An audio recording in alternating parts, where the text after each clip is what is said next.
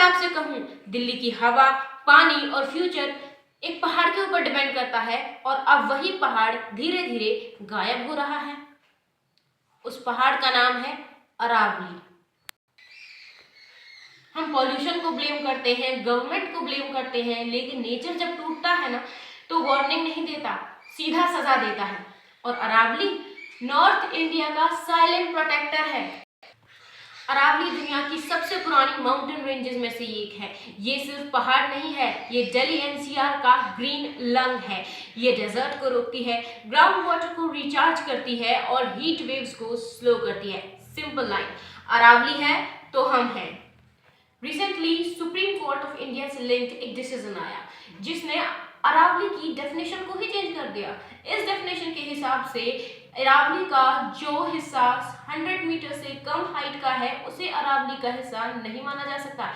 लेकिन यहीं से प्रॉब्लम शुरू होती है, क्योंकि अरावली का 90% हिस्सा 100 मीटर से कम हाइट का है। इस हिसाब से अरावली का 90% हिस्सा खतरे में है। एक्सपर्ट्स कहते हैं कि इस नई डेफिनेशन के कारण अरावली का बहुत बड़ा एरिया प्रोटेक्शन से बाहर हो जाएगा। लेकिन गवर्नमेंट कहती है नो न्यू माइनिंग अलाउड।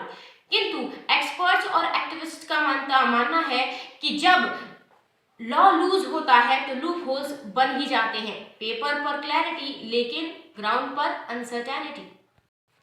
सोचो अगर अरावली वीक हुई तो क्या होगा? तो दिल्ली की हवा और ज्यादा टॉक्सिक हो जाएगी। वैसे भी आप जानते हैं कि दिल्ली में हम 800 AQI में निवास कर रहे हैं। डेजर्ट जो अभी राजस्थान के कुछ हिस्सों तक सीमित है उसका और ज्यादा विस्तार हो जाएगा। ग्राउंड वाटर और का लेवल और नीचे गिर जाएगा। फ्लड्स, हीट वेव्स सब एक्सट्रीम हो जाएंगे। हम मास्क लगा सकते हैं, हम AC लगा सकते हैं, हम प्योरीफायर्स लगा सकते हैं अपनी हवा को साफ करने के लिए, लेकिन नेचर का रिप्लेसमेंट अमेज़न पर नहीं मिलता है। इसलिए लोग सड़कों पर हैं, चाहे स्टूडेंट्स हों, ट्राइबल्स हों या एनवायरमेंटलिस्ट हों। सभी कह रहे हैं development but no destruction. We want development but without destruction. We need to save nature, we don't want nature destruction. यहाँ पर ही पॉलिटिक्स आ जाती है, लेकिन हमें पॉलिटिक्स में नहीं घुसना, क्योंकि नेचर पॉलिटिक्स से न्यूट्रल रहता है और नेचर पॉलिटिक्स नहीं समझता है। सवाल ये नहीं है कि अरावली बचेगी या फिर नहीं बचेगी या अरावली टूटेगी। सवाल ये है क्या हम शॉर्ट टर्म प्रॉफिट के लिए अपने लॉन्ग टर्म प्रॉफिट को सैक्रिफाइस कर देंगे? क्या सवाल ये है?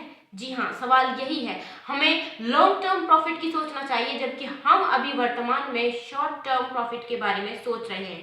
क्योंकि जब अरावली टूटेगी तो ब्लेम गेम का टाइम नहीं मिलेगा, चाहे आप कितना भी ब्लेम गेम खेल लीजिए। अरावली सिर्फ पहाड़ नहीं है, ये एक लास्ट वार्निंग है। और अगर आप चाहते हैं कि हमारी फ्यूचर जनरेशंस हमारी तरह मास्क ना लगाएं या फिर उनको इस मास्क वाला जीवन ना जीना पड़े, तो कमेंट में सेव अरावली जरूर लिखें। हम एक नागरिक होने के नाते अपना कर्तव्य निभा सकते हैं। भले ही अगर आप फिजिकली कोई प्रदर्शन नहीं कर सकते हैं तो आप डिजिटली इस आंदोलन को आगे प्रोसीड कर सकते हैं, क्योंकि ये सिर्फ अरावली का ही क्वेश्चन नहीं है। अरावली से रिलेटेड जितनी भी ट्राइबल कम्युनिटीज हैं उन सभी ने कहा है कि ये उनकी सभ्यता, उनकी संस्कृति का प्रश्न है। और आपको भी ये बात ध्यान रखनी चाहिए कि अगर आप इस देश के नागरिक हैं और अगर आप नेचर से प्यार करते हैं तो आपको इस मूवमेंट का हिस्सा कम से कम बनना चाहिए, फिजिकली नहीं तो डिजिटली।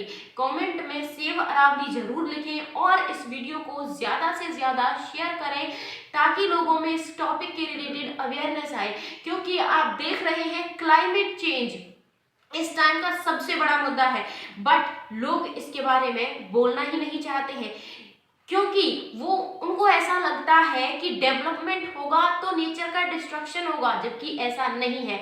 चाइना भी डेवलपमेंट कर रहा है, अमेरिका डेवलप्ड कंट्री है, बहुत सारे डेवलप्ड कंट्री है, लेकिन वहां पर उनकी राजधानी का ये हाल नहीं है जो हमारी राजधानी का है।